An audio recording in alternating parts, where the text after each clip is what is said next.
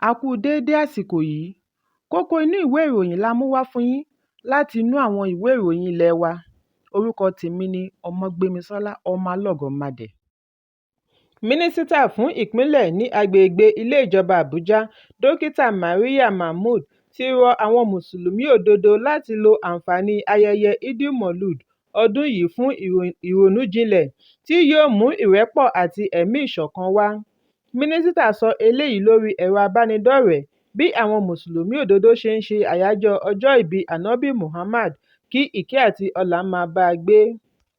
Bákan náà ni ó lo àǹfààní yìí láti fi kí umma Mùsùlùmí kí wọ́n lo àǹfààní yìí tẹramọ́ àdúrà fún orílẹ̀-èdè, kí àlàáfíà, ìlọsíwájú àti ìdàgbàsókè lórílẹ̀-èdè. Ó fi kún un wípé ayẹyẹ yìí jẹ́ àǹfààní láti mú ìrẹ́pọ̀ tó jinlẹ̀ wá láàrin ọmọ orílẹ̀-èdè, ní èyí tí ó lè mú ìlọsíwájú bá ilẹ̀ Nàìjíríà, pàápàá jùlọ ní àsìkò ìgbé ayé ọ̀tun yìí. Ẹ̀kúnrẹ́rẹ́ ìròyìn yìí wà nínú ìwé ìròyìn Daily Post tó jáde lónìí. Ọkọ̀ òfurufú ti ológun ti ba ibi kọ́lọ́fín àwọn àjàfún ilẹ̀ Biafra, Indigenous People of Biafra àti Eastern Security Network (IPOB) àti ECN ní ìpínlẹ̀ Imo. Ọkọ̀ ológun yìí ṣe ìkọlù sí ìpàgọ́ àwọn ọ̀daràn yìí tí ó wà ní Mọdàválù, Ọ̀ṣùmùgù ní ìjọba ìbílẹ̀ Gúúsù Nnewi ní ìpínlẹ̀ Anambra àti Akwu-Ihube ní ìjọba ìbílẹ̀ Okigwe ní ìpínlẹ̀ Imo lánàá ọjọ́ Ìṣẹ́gun ọjọ́ 26 oṣù kẹsàn-án. Agbẹnusọ iléeṣẹ́ ológun orí afẹ́fẹ́ Air Commodore Edward Gapquet ni ó ṣe ìkéde yìí lónìí Ọjọ́rú. Gapquet ní pẹ̀lú ìtanilólobó wípé IPOB àti ECN ti parí gbogbo ètò láti ṣe ìkọlù sí àwọn àlàálẹ̀ ayẹyẹ tí ó fẹ́ wáyé ní ìpínlẹ̀ Anambra àti àwọn ìpínlẹ̀ yòókù ní gúúsù ìlà oòrùn ilẹ̀ Nàìjíríà, ni àwọn fi gbé ìgbésẹ̀ pẹ̀lú àjọṣepọ̀ àwọn àjọ aláàbò yòókù kí wọ́n tó ṣe àṣeyọrí. Gẹ́gẹ́ bí ọ̀rọ̀ agbẹnusọ, iléeṣẹ́ ológun àti àjọ aláàbò yòókù yóò tẹ̀síwájú láti rí i dájú wípé gbogbo ọmọ orílẹ̀-èdè kò ní fi ṣe ibùgbé wọn yóò ní ààbò tó péye láìsí ìjayà. Ẹ̀kúnrẹ́rẹ́ ìròyìn yìí wà nínú ìwé ìròyìn The Nation tó jáde lónìí. Agbẹjọ́rò kan tí ó fi ìlú Àbújá ṣebùgbé, Donald Ayébíowú, ti rọ gómìnà ìpínlẹ̀ Ondo, Rotimi Akeredolu, láti wo títóbi ńlá rẹ̀ fojú àánú wo ọ̀rọ̀ ìyọninípò igbákejì rẹ̀ Lucky Ayédatiwa. Ó ní kí gómìnà wo ṣàkún àwọn ohun tí ó ṣẹlẹ̀ nígbà tí ó lọ fún ìsinmi, kí ó má bàa fi Ayédatiwa ṣe pàṣán fún ìyà tí kò dá nìkan ṣẹ̀. Ayébíowú fìdí ẹ̀ múlẹ̀ wípé Akeredolu kò nílò láti fi ìyọninípò ṣe ìgbésẹ̀ láti mú ìlọsíwájú bá ìpínlẹ̀, pàápàá jùlọ bí ó ti jẹ́ wípé ó ṣẹ̀ṣẹ̀ ti ìrìn àjò dé.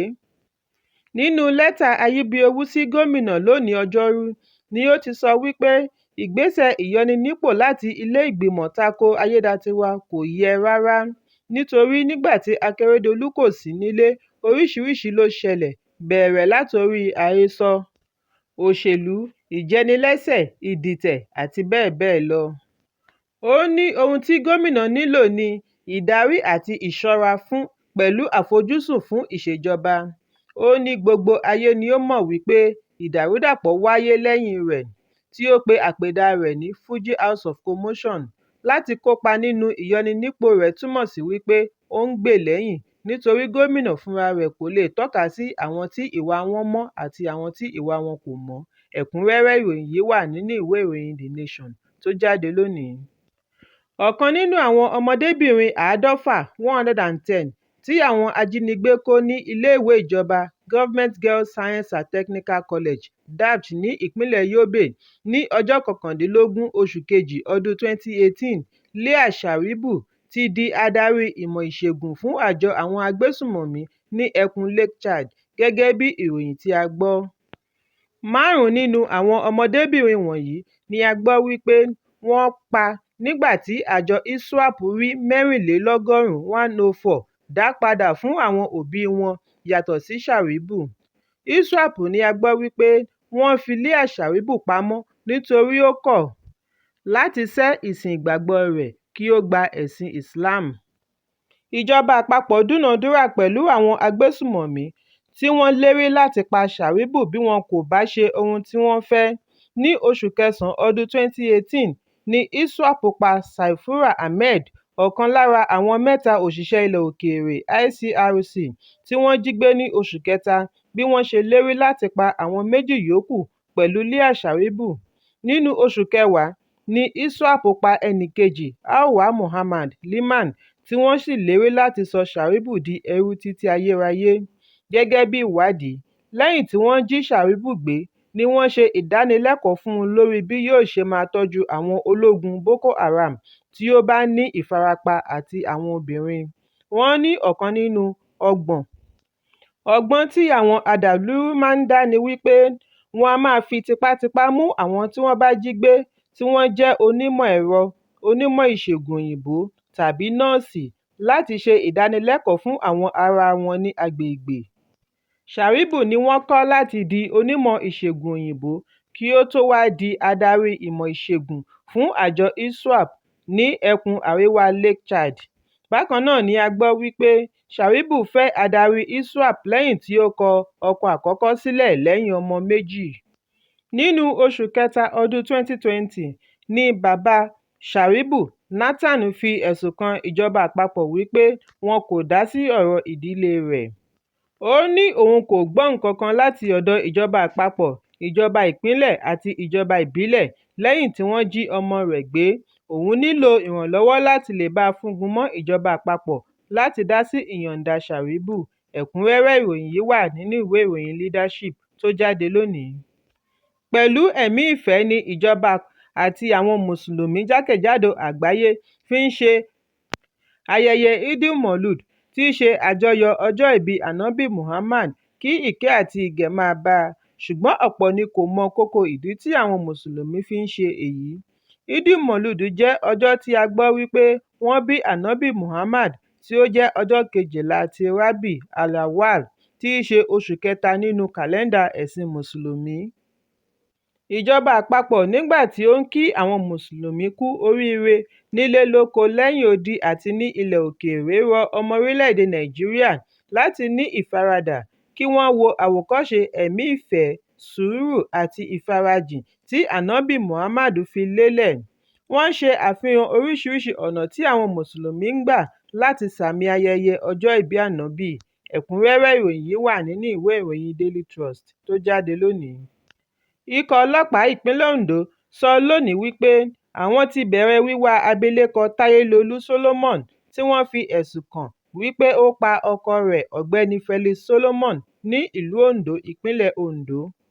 Táyélolú ni a gbọ́ wípé ó la ọmọrogùn mọ́ ọkọ rẹ̀ ẹni 67 years lójú oorun ní ọjọ́ Àbámẹ́ta tí ó kọjá. Síwájú àkókò yìí, ìròyìn jábọ̀ wípé àwọn tọkọ-tìyàwó yìí ti ń ní aáwọ̀. Ọmọkùnrin olóògbé yìí, Ìbùkún Solomon, tí ọ̀rọ̀ náà ṣojú rẹ̀, fìdí ẹ̀ múlẹ̀ wípé ìyá rẹ̀ la ọmọrogùn mọ́ bàbá rẹ̀ nígbà tí ó ń sùn lọ́wọ́ kí ìyá rẹ̀ tó sá lọ. Ó ní kò ju wákàtí mélòó kan sẹ́yìn tí wọ́n ṣẹ̀ṣẹ̀ ní aáwọ̀. Ọmọ náà tẹ̀síwájú wípé lẹ́yìn aáwọ̀ ni bàbá rẹ̀ lọ sùn kí ìyá tó la ọmọrogùn mọ́ lórí. Lójú ẹsẹ̀ ni òyì kọ́ bàbá kí ó tó ṣubú sílẹ̀ látorí ibùsùn. Níbẹ̀ ni ìyá ti lù ú ní ọmọrogùn lẹ́ẹ̀mẹ́ta sí i kí ó tó wá kú pátápátá. Agbẹnusọ ọlọ́pàá Fúnmiláyọ̀ Ọdúnlámì fìdí ọ̀rọ̀ yìí múlẹ̀. Ó ní wọ́n gbé bàbá yìí dìgbàdìgbà relé ìwòsàn kí ó tó jọ́lọ́run nípè. Ó ní ọwọ́ ikọ̀ ọlọ́pàá kò ní pẹ́ tó afẹ̀sùnkàn. Ẹ̀kúnrẹ́rẹ́ ìròyìn yìí wà nínú ìwé ìròyìn Punch tó jáde lónìí.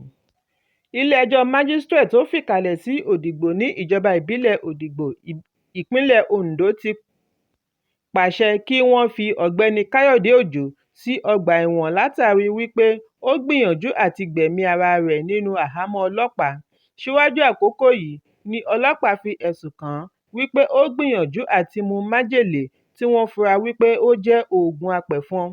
Gẹ́gẹ́ bí àlàyé ọlọ́pàá abánirojọ́ James Yusifo, ìwà yìí tàpá sí òfin ìpínlẹ̀ Ondo lábẹ́ òfin orílẹ̀-èdè Nàìjíríà ti ọdún 2006. Afẹ̀sùnkàn bẹ̀bẹ̀ wípé òun jẹ̀bi, ṣùgbọ́n adájọ́ májísírèètì D.O. Ògúnfúyì nínú ìdájọ́ rẹ̀ ní kí wọ́n fi sí ọgbà ìwà àtúnṣe ti Òkìtìpupa bí ó ti sún ìgbẹ́jọ́ rẹ̀ sí ọjọ́ 10 oṣù kẹwàá ọdún yìí. Ẹ̀kúnrẹ́rẹ́ ìròyìn yìí wà nínú ìwé ìròyìn Punch tó jáde lónìí. Ó lé ní ẹgbẹ̀rún lọ́nà ẹ̀rìndínlọ́gọ́ta 56,000 iléèwé tí yóò wà ní títìpa títí di ìparí ọ̀sẹ̀ yìí látàrí àjàkálẹ̀ àrùn ojú tí ó bẹ́ sílẹ̀ ní orílẹ̀-èdè Pakistan. Ìkéde wáyé wípé ọ̀pọ̀lọpọ̀ mílíọ̀nù ọmọ iléèwé ni yóò jókòó sílé bẹ̀rẹ̀ láti ọ̀la lọ lẹ́yìn tí wọ́n ti ṣe àkọọ́lẹ̀ ẹ̀sùn 357,000 iye àwọn tí ó ti ní conjunctivitis tí a mọ̀ sí Apollo láti ìbẹ̀rẹ̀ ọdún yìí. Wọ́n ní àrùn tó ń tàn mọ́ràn yìí ní í ṣe pẹ̀lú ojú yíyún, ojú pupa, ojú tó ń kópin tí ó sì lè tàn ká láti ọwọ́ kí ó fa ikọ́ àti ọ̀fìnkìn. Agbẹnusọ fún àjọ ètò ẹ̀kọ́ Punjab Education Department Zulfikar Ali ló fi ìkéde yìí tó AFP létí bí wọ́n ṣe rò ó wípé ìgbésẹ̀ yìí yóò gbégi dí àtànkálẹ̀ àrùn yìí. Àwọn aláṣẹ Punjab ní àwọn akẹ́kọ̀ọ́ yóò farada àyẹ̀wò ní ẹnu ibodè iléèwé wọn kí wọ́n tó gbà wọ́n wọlé padà ní ọjọ́ Ajé tí ó ń bọ̀. Ẹ̀kúnrẹ́rẹ́ ìròyìn yìí wà nínú ìwé ìròyìn Daily Trust tó jáde lónìí. Èròǹgbà orílẹ̀-èdè Nàìjíríà láti ṣe agbátẹrù ìdíje Ife ilẹ̀ Áfíríkà pẹ̀lú ilẹ̀ olómìnira Benin fún ọdún 2027 ló ti forí ṣánpọ́n. Èyí wáyé lẹ́yìn tí àjọ agbábọ́ọ̀lù ilẹ̀ Áfíríkà Confederation of African Football (CAF) pinnu láti gbé agbátẹrù ìdíje náà fún orílẹ̀-èdè Kenya, Uganda àti Tanzania. Bákan náà ni CAF fìdí ẹ̀ múlẹ̀ wípé orílẹ̀-èdè Morocco ni yóò ṣe àgbékalẹ̀ ti ọdún 2025. Ẹ̀kúnrẹ́rẹ́ ìròyìn yìí wà nínú ìwé ìròyìn Daily Post tó jáde lónìí. Kókó inú ìwé ìròyìn tòní kò ní jù báyìí lọ. Ẹ pàdé mi lọ́la fún àkọ́tún ìròyìn. Kí a tó lọ, ẹ má ṣaláì fi àríwísí yín ránṣẹ́, ìyẹn comment, kí ẹ sì bá wa subscribe sí ojúnà wa lórí YouTube kí Kókó Inú Ìwé Ìròyìn lè máa tẹ̀ yín lọ́wọ́ ní kíákíá.